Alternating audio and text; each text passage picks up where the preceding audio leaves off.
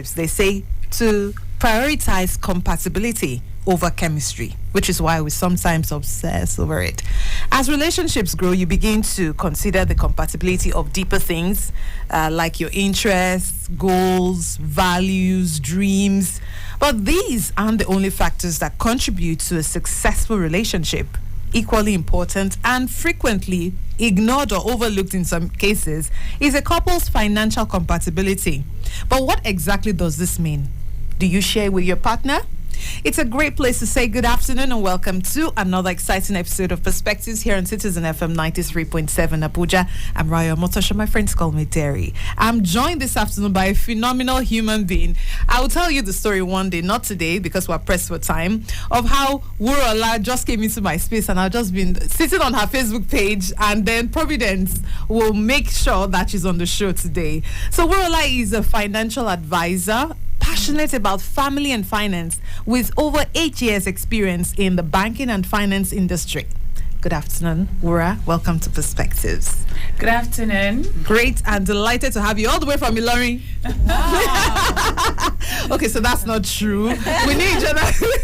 We need each other in Ilorin. But you know how, like I said, just work things out. Yeah. And I didn't know she was in Abuja with me, at the same time. So this is a delightful one. We're meeting up and catching up, and we're meant to the world. And I'm joined by the usual Kovuno. People should say hello. Hi. They broke the mic. Alrighty, so the house is full this afternoon. We're talking financial compatibility, what it is, how to assess your financial compatibility with your partner, tips for improving your financial compatibility, common financial challenges couples face, and how to overcome them. So it's quite a mouthful, it's quite a lot, but we know we're going with a focus goal this afternoon. So I want to start. Wura, is it possible to talk about money, without fighting? Because according to a recent survey, they said 70% of people in romantic relationships report that it is easy to have financial discussions with their partners, right? So, but if you and your partner are among the 30% where it's not possible, let me use the popular phrase, my money is my money, your money is our money, right? So, but is it possible? That 30%, what is it that they're not getting right when we talk about financial compatibility? So I think it starts from the foundation. Okay, so a lot of people don't consider this when they are starting up the relationship.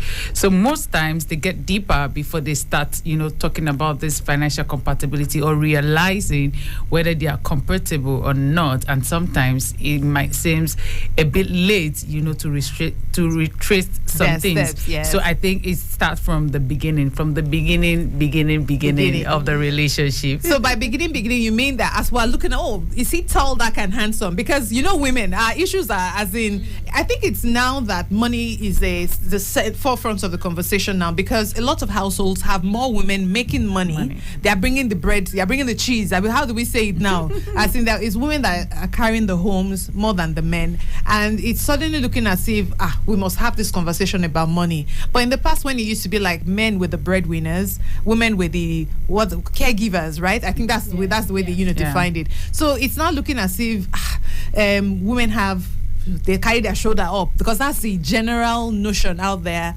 And so when you're in a relationship, it's not really priority, because they said at the end of the day you end up in the kitchen. All those old school, which we're not those kind of women. Yeah. So we are very progressive women, and it's time to revisit this conversation, because the world has moved on from that time. Yeah. A lot of women are the ones taking charge of the home now. Yeah. And it's important that if we want to be those progressive women that we are speaking of, financial compatibility, even meet and build compatibility is a very important part of that conversation. And so for someone who is just someone who's just listening to us on radio right now, we have to break it down. What is financial compatibility? All right. So financial compatibility means that the ability for two people in a relationship to be able to have an understanding and an agreement, about how they want to manage money, make money, and also having a common financial objectives or goals. Okay. So that is what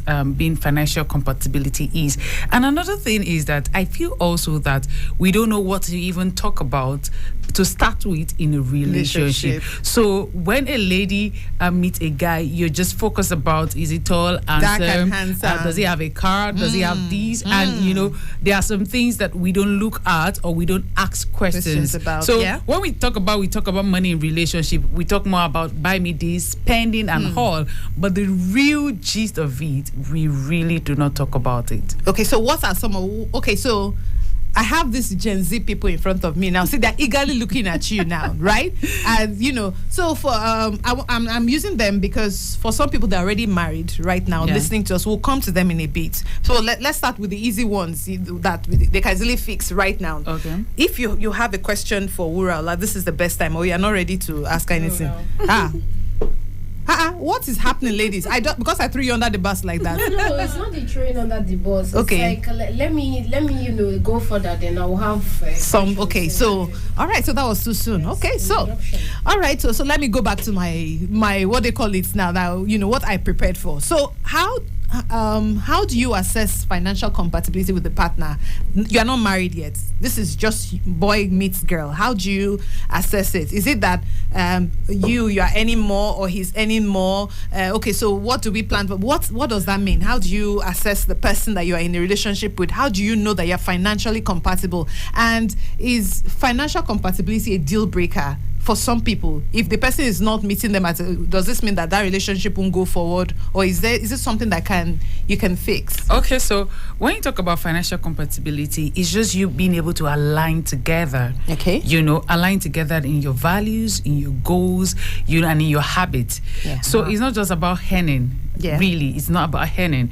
You know, you can earn more than, and you're able to agree together. You know, you can agree. That's the key word. You know, being able to align and agree together. So is your habit aligning together? Is your goals aligning together? So you see someone that say that I don't believe in luxurious things, or you say somebody, every time I want to buy something, it has to be a designer, and you don't believe in it. You know, if you really don't agree in that, you're going to cause a lot of friction in your relationship, because you're like in different words as it were.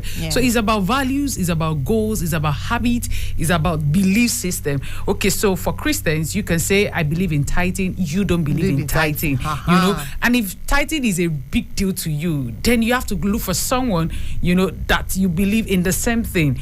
If you don't believe in it and you're carefree, you can compromise, then it's fine. So the real thing is values, goals, habits. Okay, let me give you an example. Loans. Some people don't believe in taking loans. You know, and we're in 21st century that credit is at the tip of your finger. So if you don't believe in that, and you get married to someone, you're in a relationship with someone that believes in it, and you can't, you know, you can't compromise, definitely you have friction. Maybe you know, there is a quick urgent and you really want to use a quick app to get loan, and you're like, no, God forbid, no. So it's more about values and goals if you really align. So it's not just about the earning part or the spending part. Okay, so for example, some people are impulse buyer. When they see something, they buy, and you are the conservative. You know, sometimes you might feel cheated that, I learn how to keep more, you know, to save more, to do this, but you just spend anyhow. You might be feeling guilty in that relationship, and you know, after some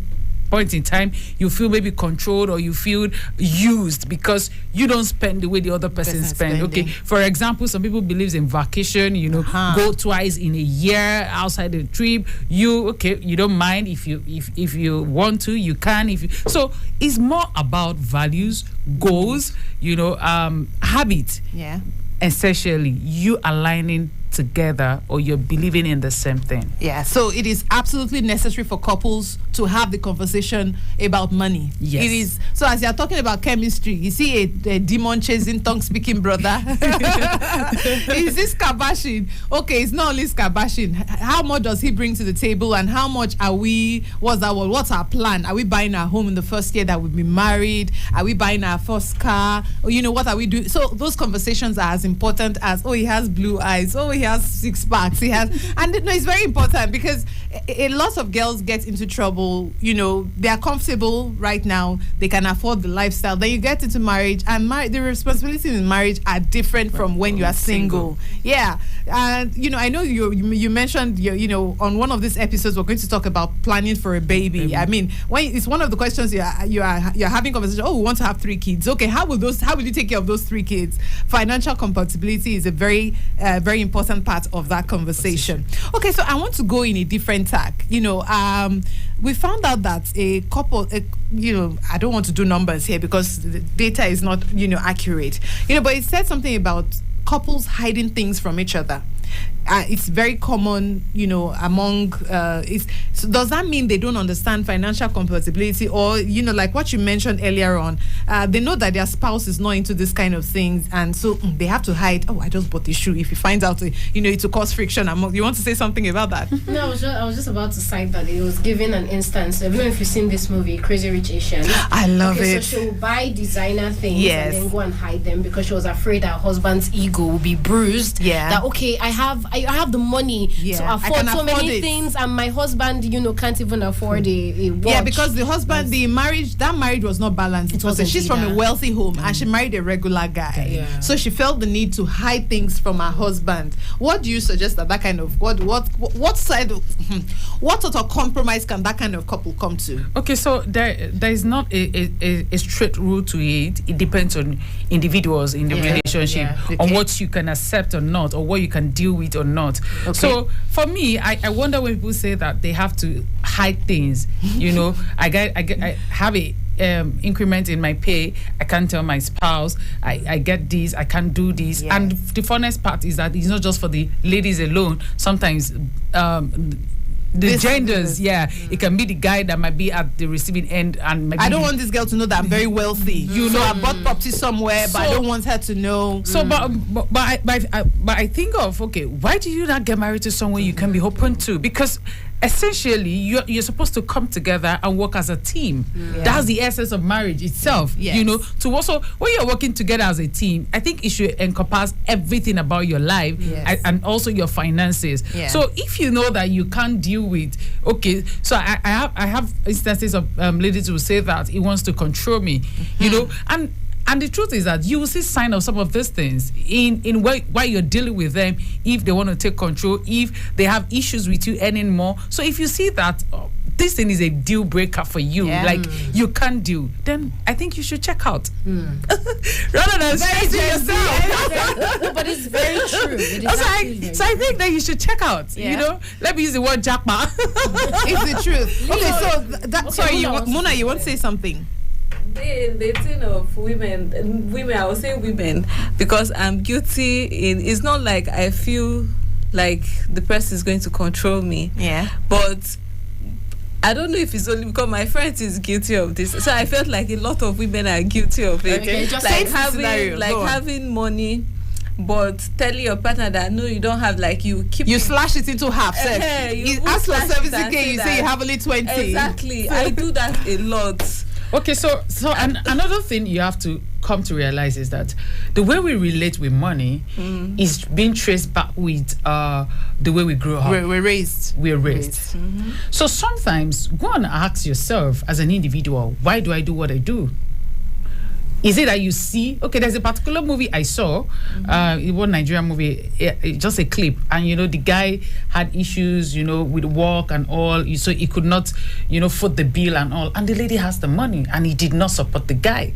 So one way or the other, the guy found out that, she has the money, and he confronted her and he said, I'm sorry, I don't know how to give you because my mom never gave my father. So we're told that it's men that should take responsibility for the house. He said my mom never gave my father the money, and my father never asked, so I didn't see reasons why I should support you.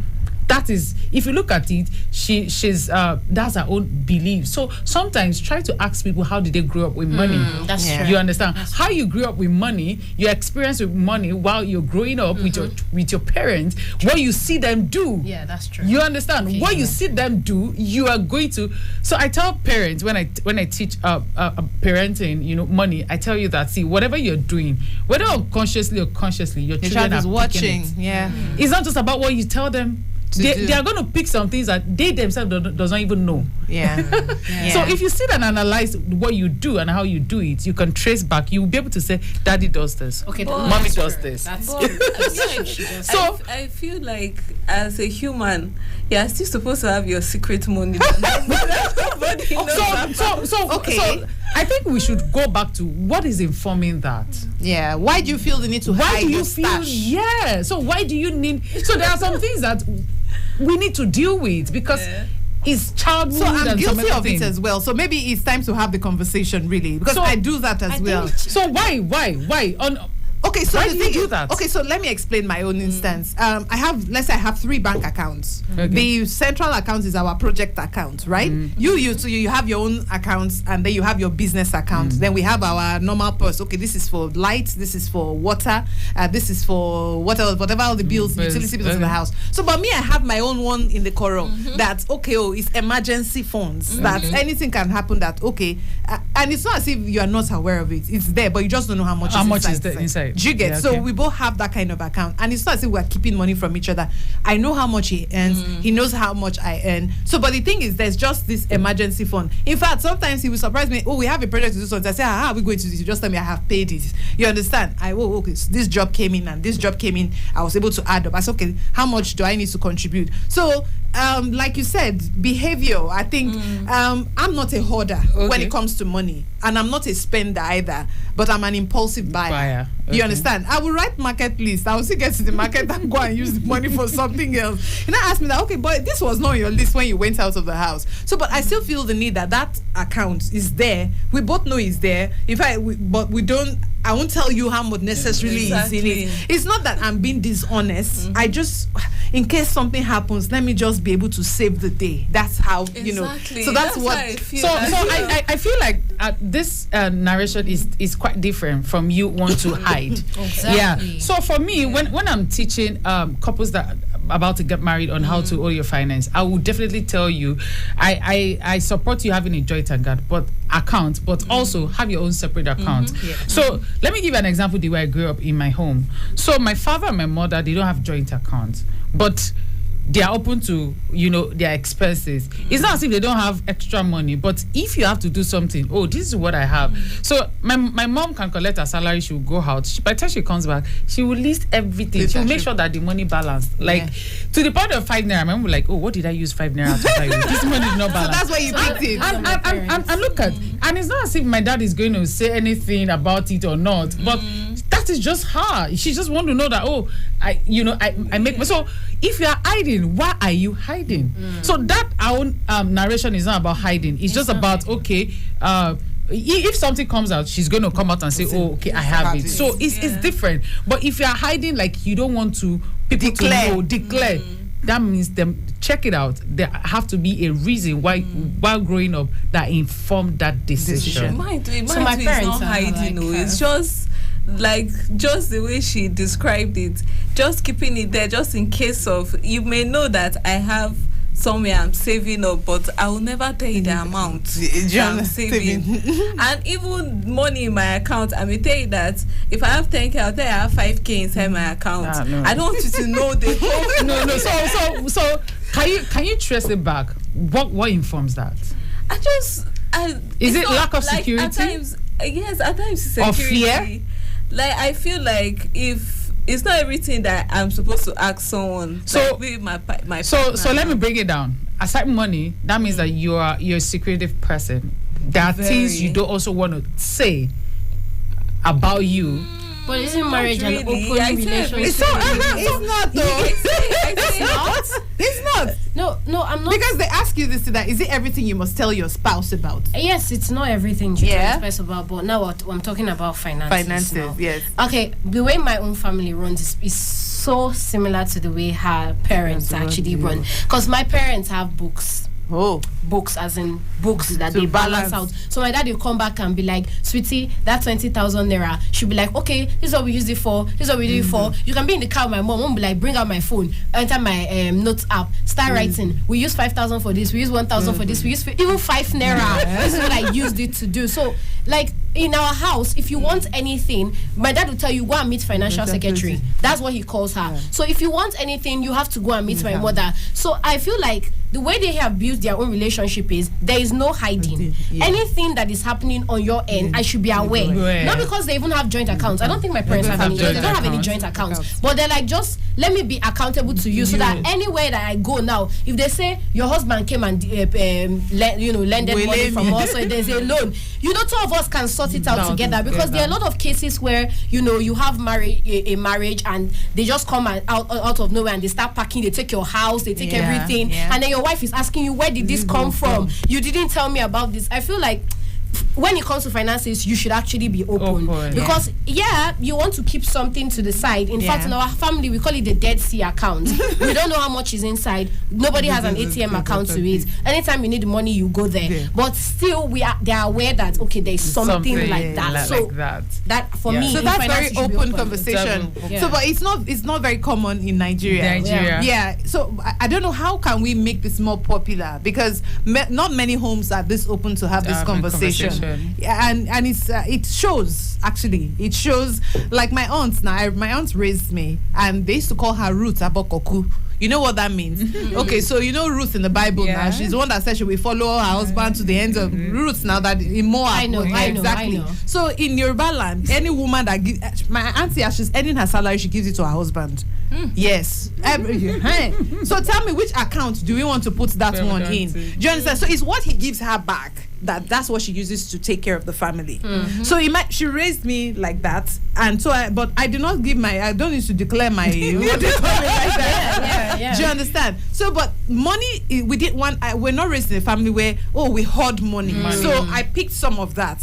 So now her own thing is, she's not materialistic. She's a very minimalist person. So she can easily say, okay, take all my money. So, but at the end of the day, it didn't work. It didn't go out well for her, because the older they got, it was not funny.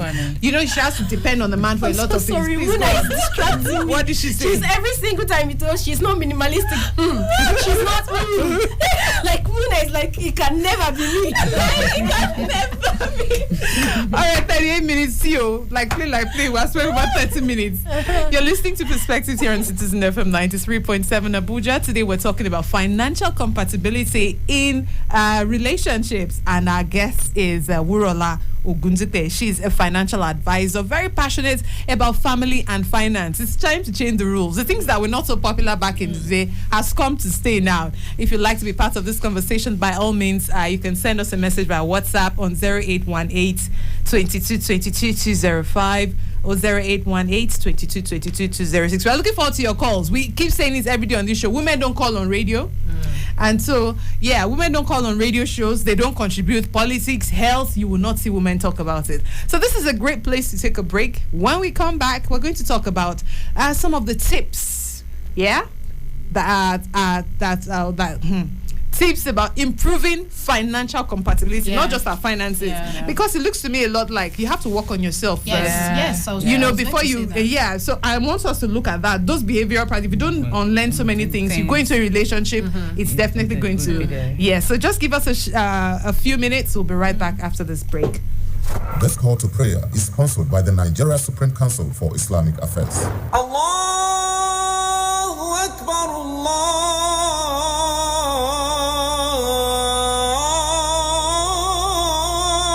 Akbar.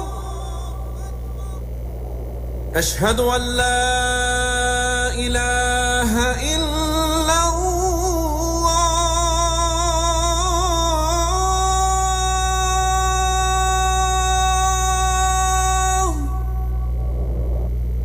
أشهد أن لا إله إلا الله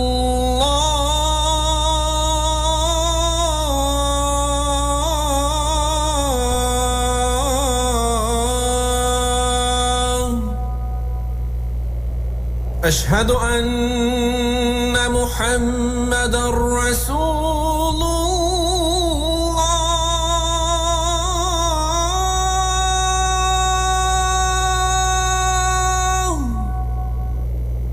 أشهد أن محمدًا رسول الله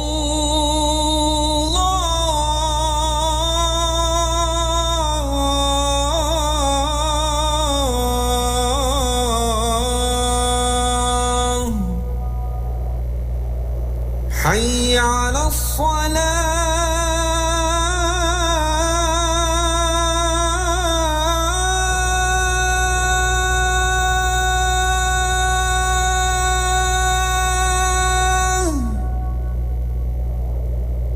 حي على الصلاة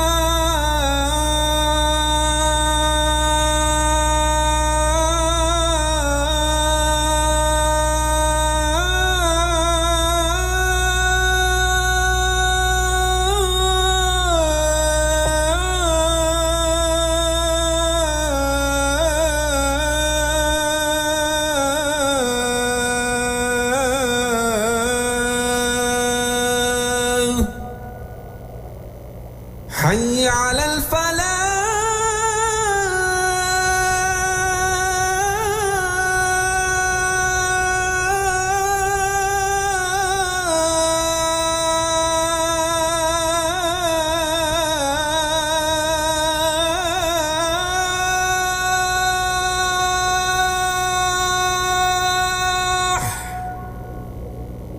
حي على الفلاح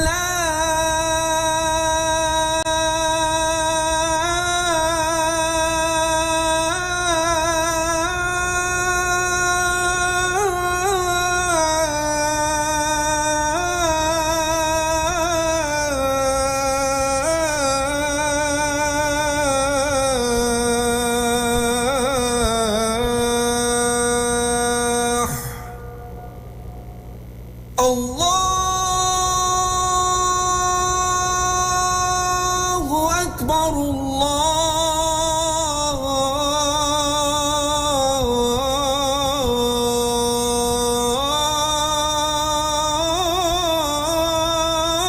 الله أكبر لا إله إلا الله.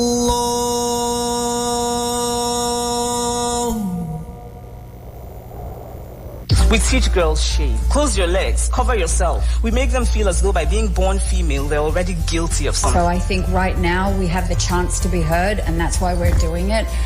We're all doing it because we're asking to try and elicit change. No woman should sit down and allow a man to speak about her reproductive rights.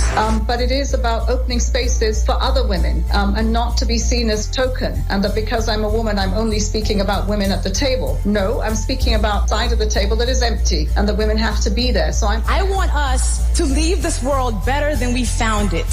And how I choose to affect change is by speaking up, by being the first and by being the dominant. Over 4 billion of the world's population are girls and women, also faced with challenges that affect our world and contributing solutions to them. Let's have conversations and get some answers to them through their eyes and voices. Tune in to Perspectives, where we discuss important issues ranging from climate change, politics, health, the economy, and lifestyle on Citizen FM 93.7 Abuja. Weekdays from midday. Perspectives. Conversations that matter.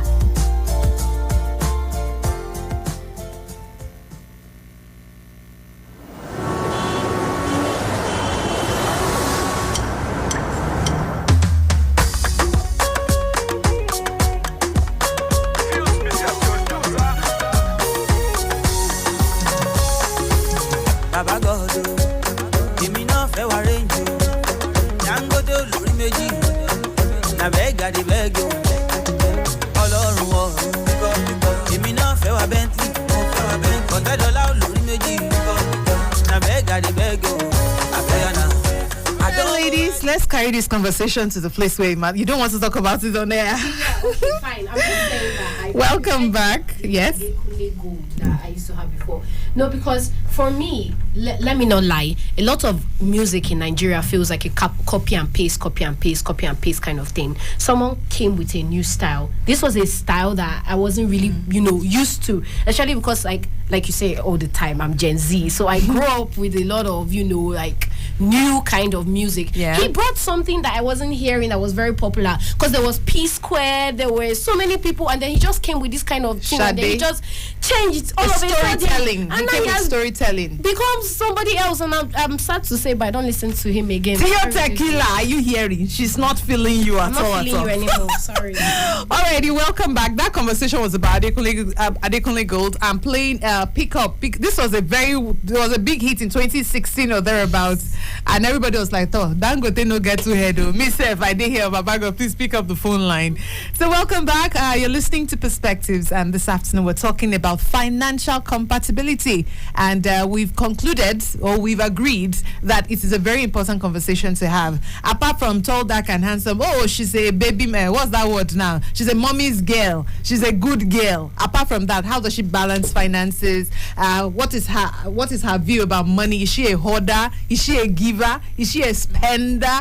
Is she a collabo kind of person? You know, so it's very important to have this kind of conversations. Yeah. I believe that a lot of fights in marriage is about money, as in even relationships. Oh, he does not want to give me to buy human hair. Oh, he does not. Oh, he's not looking at the future. Oh, he's not planning. Oh, she's, you know, if we can solve money issues and money conversations in marriage, I think relationships will do so much better. And also if we can adjust our expectations. So it's one of the things, you know, I wanted us, you know, to look at. Can you give us some tips to improving financial compatibility, and also look at common financial challenges that couples face and how to overcome them? All right. So one of the ways is that you have to understand yourself. Yeah. As an individual, a lot of us don't.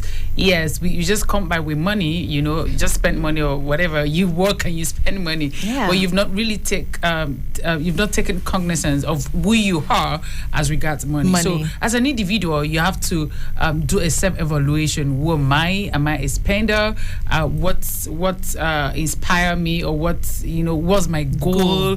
You know, how do I relate with money? Am I the kind of person that is very secretive? You know, what informs some of those things? So firstly, you have to do a self-evaluation and understand yourself. So when you do that, you'll be able to recognize someone that can be a teammate with you. You know, that will be compatible with you. You know, as regards that. But how do you know? How do you know someone who is compatible with you? Just like the normal. Okay, so in a relationship now, you know the kind of man you want. You know the kind of woman, you know, you are looking out for. Okay, I want someone who is God-fearing. But if he's God-fearing and he does not have ginger, he does not know how to go out there and make the money, what do you do in that instance? Okay, so let me give you an is there like a rate card, or what they call it, that you can use to say, okay, this is where this person is and I can meet them there, or, you know. Okay, so like that, there's no exact rate card. Like I said, it still depends on you. So let me give you myself as an example. All right. I'm not so moved about the money you have at hand as an individual, as a guy. So when I have a conversation with a guy, and what I look more is your financial quotient, your ability to make money. That is what trips me. Okay, cool. And it's a big deal for me. Yeah. So even if you are working in NNPC, or you're working with Dangote, or you're working with 10 years from now, whatever, where will you be? I want to see that, because that's also a challenge. You'll see guys, especially once they have issues with work, maybe they lost their job or something. For a whole lot of them, they have difficulty to bounce back. Yeah. And statistics have shown that women adjust easily. Yeah. Women can easily go and find water, fry pop-off, do this, you know, just to quickly make ends meet. But guys, men especially, I think it's something we will have to talk about later. But men especially, they find it difficult to restrict themselves back. You know, why is it that they get to a certain lifestyle and then they cannot drop their standards? Well, maybe it's a part of their ego, makeup. Their makeup, you know, as it were. So for me, I've turned down relationships of guys that I know that they're doing well. In fact, somebody bought me a car and I told him I don't want.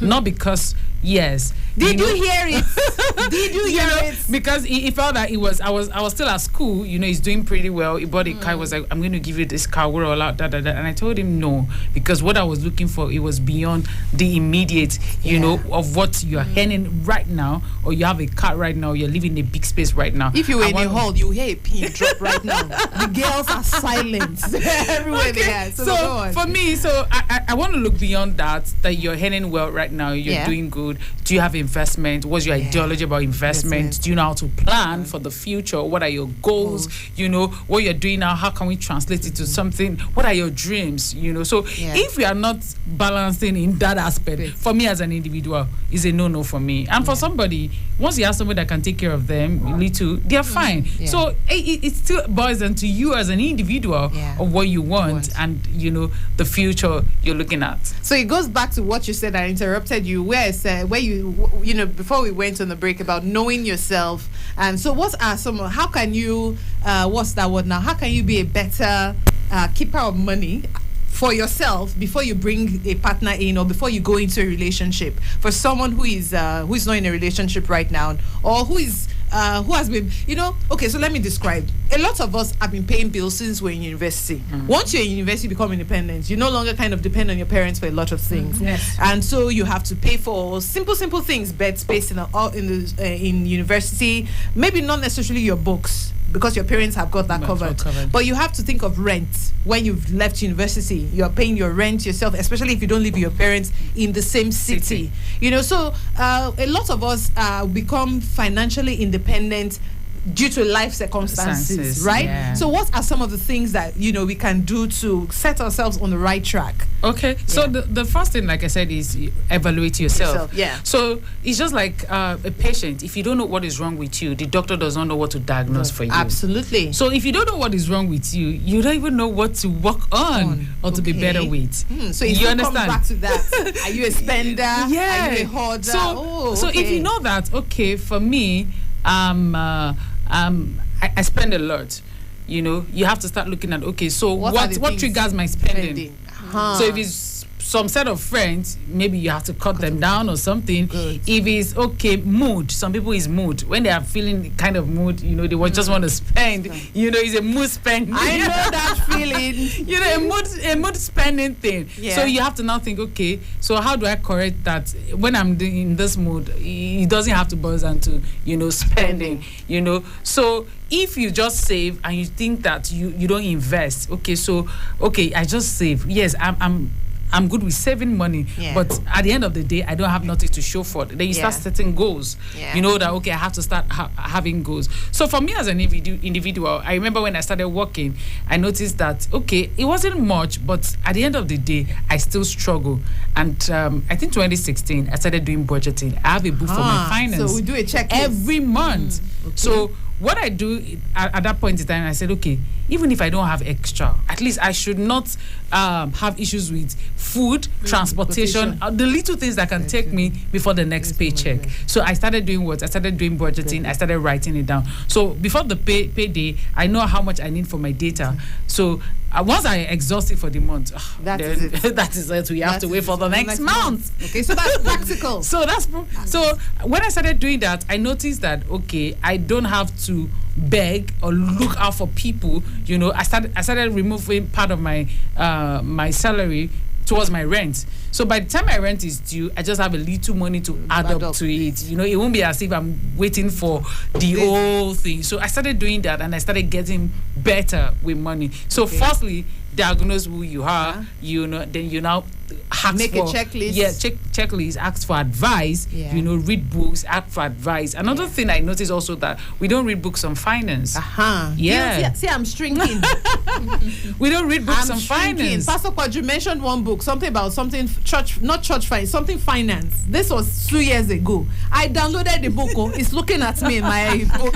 Book like this. So we don't go for knowledge as regards finance, and the truth is that if you don't go for knowledge for, you won't be better at it. So we don't go for knowledge. We don't read books. We don't attend seminars, you know, that talk about finance. And all the thing you are looking for is how to make quick money. But it's not just about quick money. It's about your habits, your mindset also, because mindset is another thing, because that's a whole topic on its own. You know, your mindset can drive who you're going to become or what you're going to have at the end of the day. So we don't read books, we don't listen to people that talks about financial literacy, so that it can help us to get better and know what exactly to be better of. So when you're a better person, you understand, you do better in your relationship also. You will not give the other person stress. Because I guess that's what it boils down to. Because you've worked on yourself as an individual. So, and if you have worked on yourself, you look for somebody that has also have worked on him or herself, so that everything is better. Facts. So the first time I saw her, I just said to myself, I like her. I had not figured it out yet, but now I have. Yes. Alrighty, we're waiting for your messages and calls. 0818-22. Hold that thought. 0818-22-22-205, 0818-22-22-206. We're talking about financial compatibility here on the show today, and it would be lovely to hear from you ladies. Muna, you have a message here from Patrick from New Cairo. He says, good afternoon, Muna. Open up so that our guests can help you. Muna, who have you offended? I don't know. But I've opened up now. Yes. Am I still holding something? Yeah. No. Well, yeah. See, that's the thing. It's beautiful when you... growing up as well, I didn't say anything about that because you asked how did I grow up. Yeah. Okay, growing up, the mother and father I grew up with, let me see, mother and father I grew up with. Okay, so he was a spender, a very big heavy spender. Spender. The kind of like things that are not necessary, and he's the kind of person that if he wants to buy, let me say today, if he said he will buy fish, he will buy it in packs. That's how he is. He buys in packs, and she was not like that. I think I learned it from her. She was the type that was careful. And because of that, I so much admired her. She was able to invest in things, bought land here, and he was the total opposite. And anything he decided to do, it was always going this way because he was not careful. He doesn't know how to spend. And she put a quote on her page about buying things for your children because you didn't have them. How did you put it? Because it looks like that it feels like because he was deprived as a child, he's trying to compensate, or what's that word? Yes, really? It's a thing actually. Because you didn't have it as a child, when you have your own children, you want to give them, we did not use it's not a matter of children, no. It's not a matter of children. Like, it's just children. He will say that when he was small, children should not, like, he's not a type to children should have pamper them. He's not a type. Even little things like having DSTV at home, he always felt like they don't need it. It's distracting. But she was the type that she likes good things, she goes for good things, but she's still careful with how she's spending it. And I overheard some conversations about joint account and all that, and she refused because she knew that if they join the account,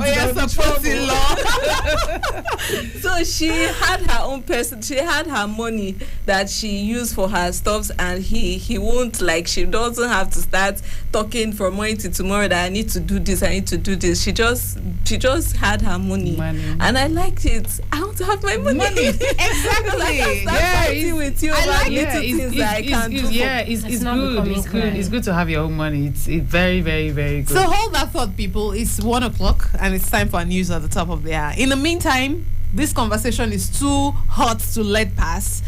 This conversation is too, what's that word? It's too noun. I mean, all those era of women waiting for somebody to come, a messiah, or what they call there's Prince a way. Charming. Prince Charming. Please, there's not Prince Charming. Did you watch Queen Charlotte? Even Queen is telling the king of when he told the line, right? So this is the era where women are standing up. In fact, maybe in the past, women used to take a lot of responsibilities. Now we see it. We see it in the home. A lot of women are breadwinners in the home. So, but it's time to be practical about it. I want us to talk about teaching financial compatibility from when we are young. I will do that. I mean, it's very important. What are the small things that we can learn, even as children right now? We have to go on that quick break. We'll be right back. Brighter future, especially in the reproductive process. 93.7 Citizen FM. Let's talk about it on our favorite radio station. We're more than just a radio station. We are a part of your life. This is 93.7 Citizen FM, Abuja. The time is 1 o'clock. Time for news on the hour.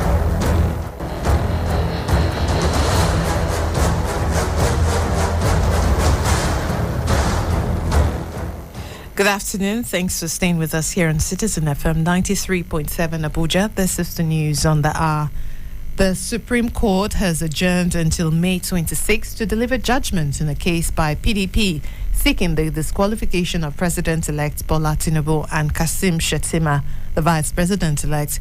The PDP had urged the Apex Court to reverse the Court of Appeals judgment led by Justice James Apundaga, which held that the party failed to establish its locus standi.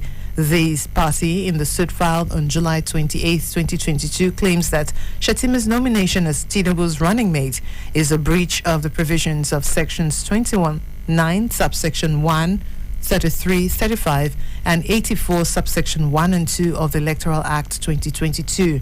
The PDP, which sought an order disqualifying the APC, Tinubu and Shettima from contesting the presidential election, also sought an order nullifying their candidacies.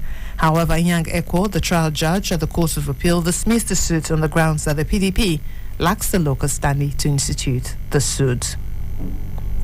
Former Minister of Finance in the military regime of late General Sani Abacha, Etubom Anthony Ani, has been proclaimed as the new Obong of Calabar. The proclamation was done May 22, 2023, by 4 out of the 7 surviving Etubom who were constituted in 2008 as the original kingmakers of the Efik Kingdom. Chairman of the Etubom Council and Conclave, Etubom Estienne Ekpeong, said in a statement that with this proclamation, the activities of his traditional and church crowning will kick off in earnest. Portuguese police, aided by German and British colleagues, on Tuesday resumed their search for Madeleine McCann, the British child who disappeared in the country's southern Algarve region 16 years ago. Between 20 and 30 officers, some in uniform, could be seen in the area by the Arade Dam, about 50 kilometers from the Praia da Luz, where the 3-year-old was last seen alive in 2007. Portuguese police had set up a blue base tent and cordoned off the area to the media and public. Eyewitnesses say police began searching shortly before 8 a.m. Tuesday in an area some kilometers away from the tents.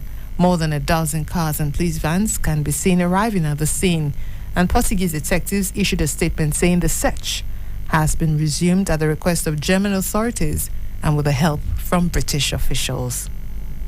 That's the Citizen FM News on the hour. Thanks for listening. It's now back on Perspectives. Good afternoon.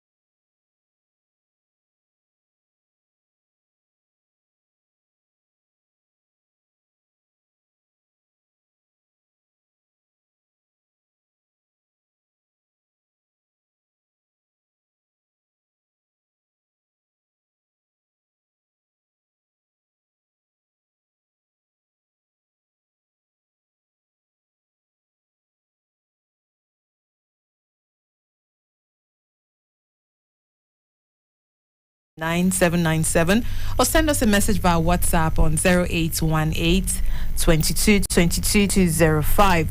Me, Wurala has been killing it, in my own opinion. She's, giving me confidence, to toe the line and, to do the right thing. And so if you're getting the same vibes, please, by all means, please call in and let us know your thoughts on the matter this afternoon. So I saw something, just before we went on the break, you agreed again that financial compatibility ultimately comes down to being able to communicate, knowing yourself, setting these goals, right? What are some of the tips? If, for instance, if your partner is in debt, right? How do you help? And you don't want to choke the relationship. You actually like the relationship, but the person has incurred a debt. And not that I don't even know how to put it, but how do you help in that kind of situation? Okay, so you have to be able to understand, analyze the kind of debt he's into. Yeah. You understand? Debt differs. Okay. There are debts and there are debts. That one. So you have to. If he's paying off something that, but you are not directly responsible. No, so what do you do? So what I mean that debt and debt is, yes, it's not that you are responsible or not, but what is the money spent on? Okay.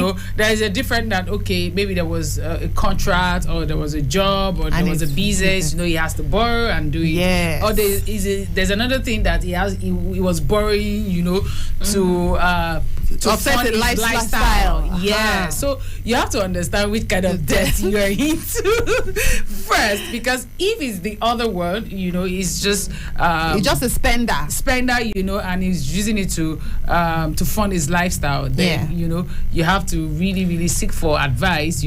Look at where he's getting it wrong and all. Now, if it's for the business, then we know that, okay, is it the business that is not doing well? How can we restructure it? Okay.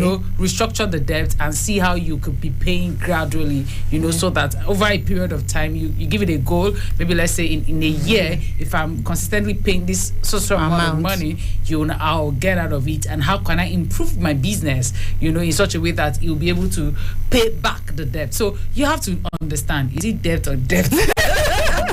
Which of them are you struggling? So the thing is, either way, one of you has to be financially literate to help the other person. So that is why, as an individual, you have to do better for yourself. Improve yourself, get books, read books, understand more. Before get. So it's part of you do this professionally. We lay human being like us. How can we pick up the habits to ensure that we have a better future, especially to leave a better legacy for your children? You understand? It's just a conscious effort, just like they tell you to live healthy. Isn't it? Eat well. Yes. So it's a conscious effort that nobody can force you into it. You have a call. Hello, good afternoon. Network. Oh dear. Please do call back. The number yes, go on. There's something I want to ask. I don't know if the question is valid. So in a marriage now, like, okay, your kid, the woman wants her kid to go to a private school that is way more expensive than a public school, but the man now is insisting. Okay. Just hold that thought, Muna. Hello, good afternoon. Oh, please go on. Sorry about that. The number to dial 0903 22 29 797, or you can send a message via WhatsApp on 0818 22 22 205, 0818 22 22 206. Please go right ahead. I like that question. Okay, so then the man now is insisting that the child goes to a public school, not because he can't afford it, but because he feels like there's no need for you to spend that amount of money when they can just simply go to a public. Yes. Hello, good afternoon. What's your name and where are you calling from? This is Pastor Jacob calling from Wusetu. All right, Pastor Jacob, delighted to have you on Perspectives. Please go right ahead. Yes, I enjoy your discussion so much. Thank you so much, sir. But, yes, more grace to your guests. Thank you. And for many of you in the house there. Thank you, sir. Thank you, sir. Yes, the area I want to come in is this. If you are discussing about financial compatibility or financial status, let me put it in that way. When you talk about it, pertaining couples, spouse. I think that is the area where this will come in. But when you say friendship, boyfriend and girlfriend, isn't it? Yes, sir. Please go on. Yes. This group of people are visitors. Just like visitors come to your house. And anytime you like, you can go away. So, discussing financial aspects with such a person, it's just like you're into contract. The young man can terminate the contract at any time, and the young lady can terminate the contract at any time. So it comes to work when you talk about husband and wife. I enjoy that young lady who mentioned one woman where she was brought up that say anytime she collects her salary, he give it to the man. You know why? She has the fear of God, and at the same time, she know who she gets married to. It's very, very important you know whom you are staying with. Some people are joker even on the day of their wedding. Even after the wedding, they are still a joker. If you ask them why they married, they don't even know the reason why they married. So, in terms of bringing financial aspects into their discussion, it's just like you want to scatter their moods. And it's very, very important. Let me end it on this way. Yes, sir. If, just as that young lady said, so many girls enter into marriage today because of the money the man have now, they never think of the sustainability of that money. That you're an investor doesn't matter to me. What matters to me is how do you keep such the longevity, the durability, the sustenance. We have so many investors that they have broke down right now as I am speaking. I even have one as a friend. He's running up and down now. And he has put his wife into problem. I am praying for him every day. If not, heart attack would have killed the young man. Thank you so much. Yes, sir. Thank you so much for your contribution, Pastor Jacob. God, thank you so much. God thank bless you, sir. You Thanks for calling in. Thank you, Pastor. Know whom you are staying with. Yes, sir. That is why the courtship is very, very important. So absolutely the courtship, true. If you know you cannot continue, back up. Thank you. That is just the whole thing. Thank you so much, sir. So while Pastor Jacob has said that, you also have a message from Patrick from New Cairo. So let me quickly add that so that you can answer, all questions. Yeah. So this one is there's a message here. It says, let me share a story with you. A lady who is now married, Lena, worked as her husband does. In the first few months of the marriage, Lena always gives her husband 60% of her salary. Okay, this is looking like a conspiracy now. Suddenly, she stopped giving her husband 60% of her earnings. The man asked her why the sudden change. She said nothing changed. The man said okay. Meanwhile, the man has been saving the 60% of the money his wife was giving him to build their own house since he had land already.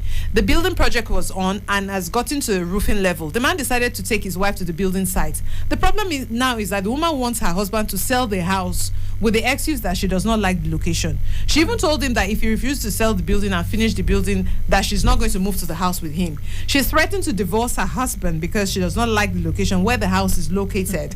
The location is even close to where she works. The husband has done everything to make her change her mind, but to no avail. Does this mean the couples are not compatible to each other? They are only 2 years in the marriage. How do you think this husband can handle this matter? Patrick from New Cairo. Okay. Over to you. 2 issues. So, Pastor Jacob, let's start with that first. Okay, start with Muna. Let her respond to this. Okay, so for forget. Pastor Jacob's own, and that's what we're talking about, before getting married. I think one of the crux of this conversation is for people that are yet to be married married to have an understanding of some of those things, before they say I do. Yes. So that is one of the things we're trying to educate people on. Not necessarily, it's another ballgame when you're married and you have issues. There's another way to address that because, like I said in the beginning, that is foundational. Yeah. So today we're talking about foundational for people that wants to die in a relationship about to get married. You know, to look out for some of those things and really, really say to themselves. He also says it that are we compatible? If not, it's better you leave. Just exactly. It's the way he puts it. He says it's a contract, but I didn't like that. So does that mean, according to Pastor Jacob, that when both of you are dating, financial compatibility should not be a question because there's nothing binding you just yet? Okay, so thank you for that. Yeah, I think you should have a limit now to a limit to how you're going to merge finances. I feel like that's what he's trying to drive at, because at that point there is nothing binding you as it were. So, but it doesn't mean that you don't have to open up to have some conversations. Now, the conversation is supposed to surround you understanding that person. Now, I used to tell couples that when you're fighting in relationship, you're not fighting for lack of money or more money, or you're fighting beliefs and habits of an individual in the relationship. So while you're still on your way to I do, understand their habits, understand their beliefs, their philosophy, their mindset. You know, so that takes me back to this other question. Because if you look at it, for me, I will see that the woman will be a classic person. She'll be a classic person, maybe a luxurious person, kind of a person. And the husband might be like, okay, let's just manage, wherever we are, at least we have a roof on our heads. We're not paying rent. We're landlords of our own place. It still boils down to their habits, their ideologies, and all. If you understand that kind of person, before you even build the house, you understand that my wife might not like this location. But he even considered that it's close to her workplace. So the man was very considerate. So it's close to her workplace does not suit her taste. So that means that the woman will be a very tasteful person. Okay. Do you understand? And the man will look like, let's just, so far, we're together. We're not paying rent. We have a roof. At least we have something from somewhere. Yeah, that kind of a person. And the woman might be like, I want my time, and that kind of a person. So she is all or nothing. Go big or go home. Is it that you do this? And there are people like that. If they don't have it to their taste, they might not do anything. You understand? High maintenance. It has to be this particular level. Or not at all. So if you have had conversations you'll have had in relationship that will show you a pointer that this is likely what this kind of person will be, you know, and you have another say, okay, this is my wife. Now this one does not want to manage. This one is either is my time or Sokoro will say then nothing. So it's either you give me that or let's stay where we are. So it's still good to have an understanding of some of those things before we. So, but how do you help this man? How would you help as a financial advisor? What do you advise him to do? Okay, so because it's a team, I would advise that they still have a conversation. Let's look for a midpoint. You understand? So go on. Go on. So let's have a midpoint. It's difficult for me because I will have want to ask some pressing questions because there are other things she's reacting to. Aside the fact that she doesn't like the location. So there are more to that kind of a story than just providing solution to it off the roof. I agree. So very quickly answer Muna's question. Okay, before that, I just got a message from my friend that is listening. So he was like, he could hear me giggling when the man mentioned his wife giving money to the husband. But in that kind of situation, and that he is supporting that kind of thing, like, is it even good for the man to collect all your salary and you now because we're talking financial compatibility, giving you all your, like, I'm giving you all my money, then if I want to buy a pad I'll go and meet you. So let me go back to it now. Things are changing, like she said, and that's why we're having this conversation. Because if you are still now, it's still goes down to how you were being brought up, how you grew up. True. And if you're not ready to, change some things or, be compromise. Yes. Do you understand to some things? There is a woman that doesn't have an issue with that. then marry somebody that you are good with. If I'm not good with that, let me marry somebody that doesn't. Okay, imagine that before you marry, you didn't know this. Now you are inside the marriage, and this is coming. It's up. Another different. That's not what even happens with this woman that stopped getting her husband the 40. All right, so answer the one about her school. Okay, because I want that school, the school bit. Please go on. Okay, then he wants the child now to go to a public school, but the woman now having the money, she also has the money, and she say, no, I want my child to go to a better school than the one you are saying. And then keep in mind that they say women should be submissive. Don't because you have the money, you shouldn't feel like you're on top of the man.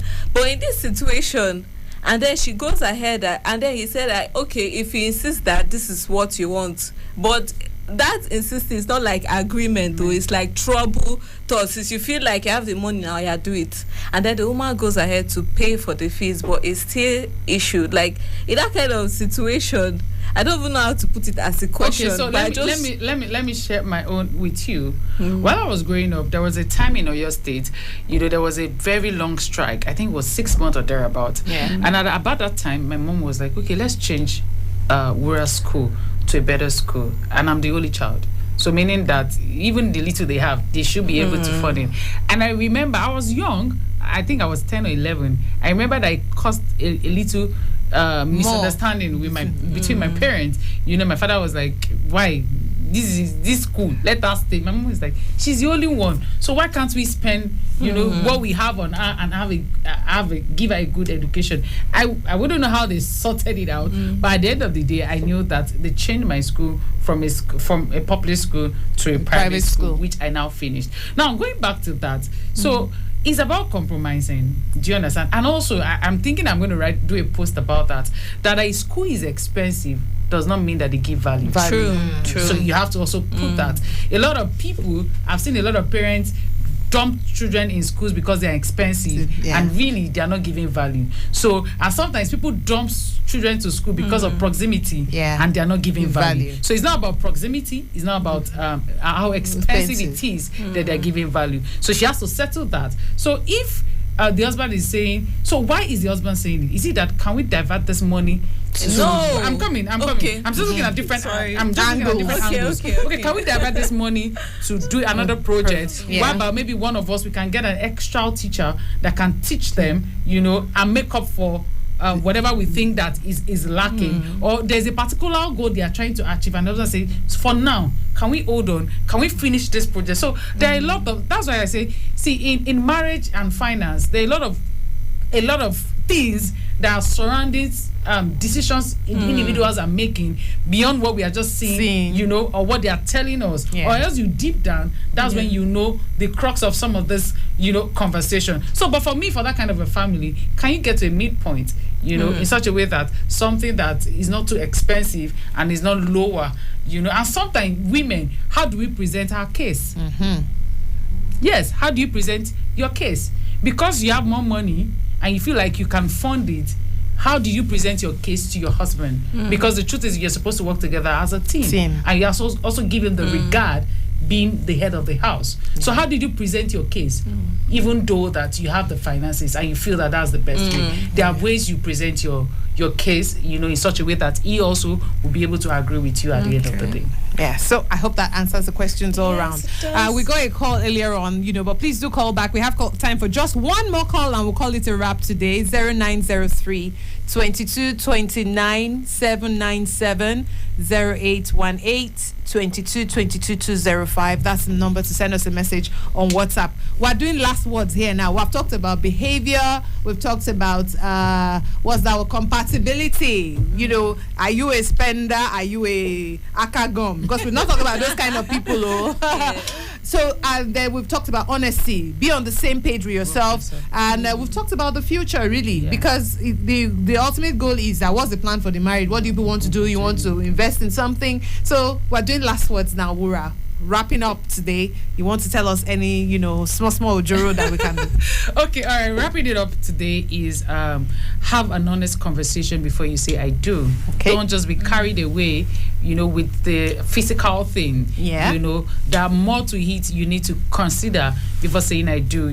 I was saying the other time that beyond your emotional, your health, your intellectual compatibility, also have this money conversation. And the truth is that what you're dealing with is not about having plenty of money or having lesser money. What you're dealing with is belief systems, and it's very key to understand and go deep down to how did they grow up.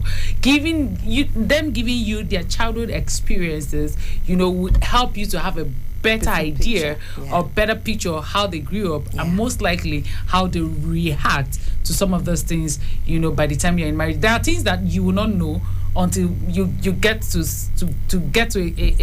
a particular point when they'll start exhibiting the habits. But once you have an idea of childhood experiences, their beliefs, their Christian spiritual beliefs as regards finance is also very important, and other things. When you understand it, it gives an idea of, okay, how do I deal with this person, and do I feel like it's something, and also get better as an individual. You have to keep getting better. Whatever habit you feel like is not the best, work on it. Your partner doesn't have to stay on your neck to get better on it. Work on yourself. Be a better person as regards your finance, and also go for financial education. Where can I find you on any? Seriously, if I need to, if I want to do better, where can I find you? Do you have like a school? I know you do a lot of the online teaching of this. Yes. So I have coaching sessions for people that are about to get married, that they want to.